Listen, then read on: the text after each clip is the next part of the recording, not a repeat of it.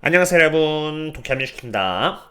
테슬라는 특별한 움직임 없이 0.65% 정도 빠지면서 295달러 정도의 마감을 하였는데요. 한때 여기 가장 약하면서 강함 쪽으로 수급이 회복되고 있었던 테슬라는 OBBBA 법안 통과와 아메리칸 파티 창당이라는 이슈와 함께 주가가 300달러 언더로 떨어졌고요.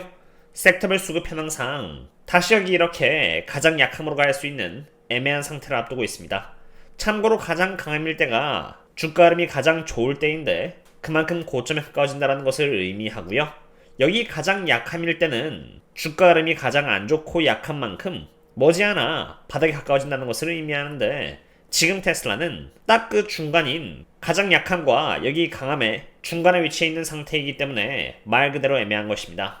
쉽게 말해서 7월 23일에 예정되어 있는 테슬라의 실적이 좋지 않다면은 테슬라는 가장 약함 쪽으로 다시 진입할 수 있다는 것을 의미하고요.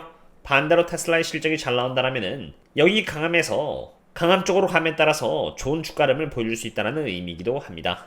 참고로 테슬라 외적으로 보잉의 주가는 한국의 추구랑 성장률이 회복하고 있고 적자에서 흑자의 가능성이 높아짐에 따라서 주가 또한 상당히 좋아지는 모습을 보이고 있는데 여기 강함에서 가장 강함 쪽으로 진입하려고 하고 있는 만큼 앞으로 오를 여지가 더 많이 남았다는 것을 보여주고 있고요.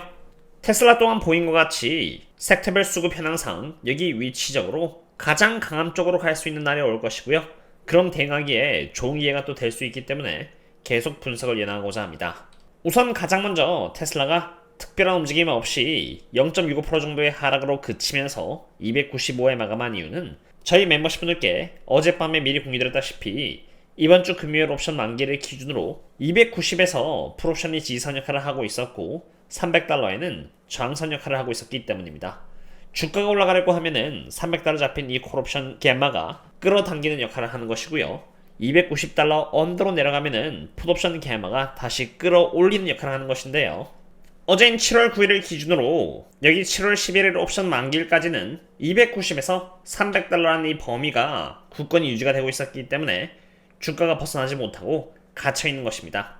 하지만 이게 꾸준히 이 상태로 유지가 된다는 것은 아닙니다. 7월 11일 옵션 만기일이 되면은 이 포지션들은 사라지고요. 이제 다음 주 옵션 만기일인 7월 18일 기준으로 또 범위가 형성되는 것인데요. 실제로 그 범위가 새롭게 형성이 되었고 그것은 제가 저희 멤버십분들 상으로 여기에다가 딱 분석을 드린 만큼 여기 고정 댓글을 통해서 네이버 프리미엄 컨텐츠를 참고해보시면 좋을 것 같습니다. 아까 섹터별 수급 현황에서 테슬라가 위치했던 자리가 강함과 가장 약함 중간에 있었듯이 매우 애매한 상태에 있는데 이러한 상태에서 테슬라가 집중해야 하는 것은 가치 평가에서 가장 높은 점수를 받고 있는 로보택시입니다. 그리고 다행히도 이번에 로보택시는 보시는 바와 같이 텍사스 어스틴에서 로보택시 서비스의 범위를 더 넓히겠다는 소식이 나왔고요.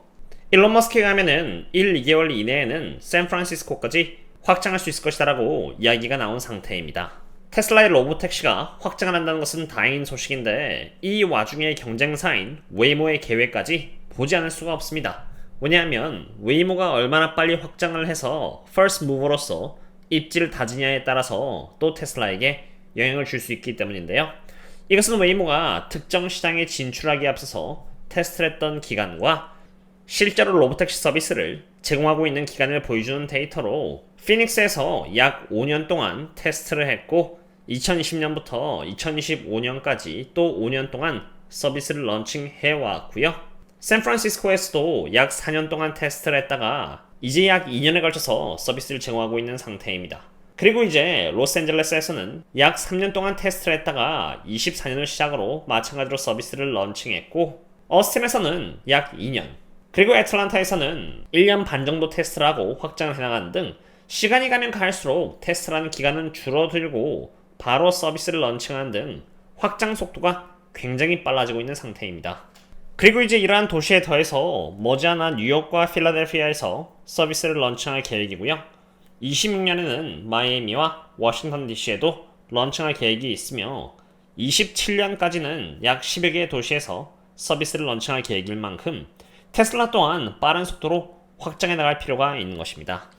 즉 테슬라가 오스틴에서 좀 더 넓은 영역으로 확장할 것이고 1, 2개월 이내에 샌프란시스코까지 확장한다는 것은 좋은 소식이지만 웨이모가 굉장히 빠른 속도로 또 확장하고 있기 때문에 같은 페이스까지는 아니더라도 그래도 최대한 로보택시가 문제없이 꾸준히 확장을 해나가야 할 것 같습니다. 일단 여기까지는 테슬라의 미래 전망을 알아봤습니다. 주식은 대응의 영역이기 때문에 대응 관점에서 알아보기 위해서 테슬라의 밸류에이션을 보고자 하는데요. 테슬라의 주가는 지금 295달러에 있는 상태로 프라이스 도 쉐프상 73배의 멀티플을 받고 있습니다. 테슬라가 8년에 걸쳐서 시장으로부터 받은 평균 멀티플이 73배이고 지금 테슬라의 시가총액은 영업현금 흐름 대비해서 이렇게 73배에 평가받고 있기 때문에 적정 주가에 있는 것입니다. 그리고 여기서 적정 주가라는 것은 여기 파란색 선에 딱 부합하는 상태인 중간인 상태로 다시 테슬라가 시장으로부터 받은 평균 멀티플 대비해서 고평가가 될 수 있지만 또 한편으로는 더 아래쪽인 여기 저평가 쪽으로 갈 수 있음을 의미하기도 합니다. 여기서 테슬라를 어떻게 대응할지는 내가 테슬라를 얼마나 갖고 있는지 그리고 가용할 수 있는 현금은 얼마나 있는지 등에 대해서 달라진다고 보시면 되는데요. 우선 저는 테슬라를 약 1년 반 정도의 기간에 걸쳐서 바이앤홀드를 하고 있는 만큼 저의 경우는 지금의 상황을 어느 정도 보수적으로 볼 수밖에 없는 상태입니다.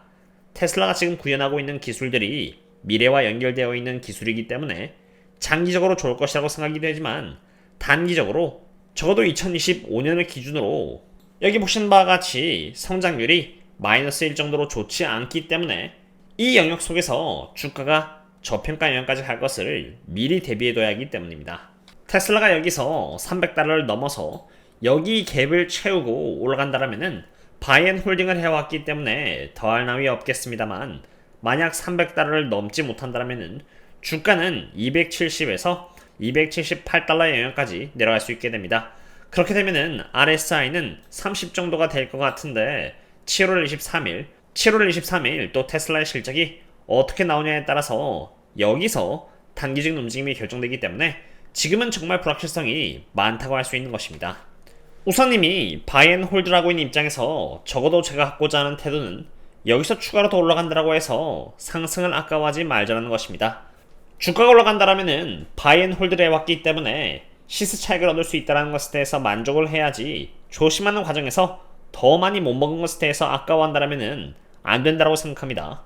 반대로 만약 테슬라의 주가가 270달러 근처까지 내려가게 된다라면은 그리고 혹여라도 실적이 잘 못 나옴에 따라서 더 아래로 내려가게 된다라면은 더 이상 테슬라는 안전마진 관점에서 애매한 상태가 아니라 모든 악재를 다 반영한 나머지 너무 저렴해진 것이기 때문에 확실한 매수 찬스가 될 수 있는 것이고요. 그 매수 찬스는 최악의 경우를 대비했을 때 나올 수 있기 때문입니다. 우선 한 가지 확실한 것은 지금 테슬라가 이미 한번 저점 대비해서 65% 상승을 했다는 것입니다. 그리고 나서 18% 정도 하락한 상태인데 과거 이력을 보시면은 테슬라가 큰 상승과 하락을 보여준 적이 정말 많습니다. 과거 이력을 보시면은 47% 하락했다가 53% 상승하고 또 거기서 66% 하락했다가 117% 상승하고 32% 하락했다가 99% 상승하고 28% 하락했다가 30% 상승하고 또다시 31% 하락하는 등 테슬라에 있어서 30% 정도의 상승이나 하락은 아주 일반적인 종종 볼 수 있는 그런 움직임입니다. 물론 과거에도 이러한 움직임을 보였다라고 해서 앞으로의 이러한 흐름들이 반복된다는 것은 아닙니다. 테슬라가 지금까지 매우 큰 변동성을 보여주면서 약 4년에서 5년에 걸쳐서 제자리 걸음을 했던 이유는 바로 실적 때문입니다.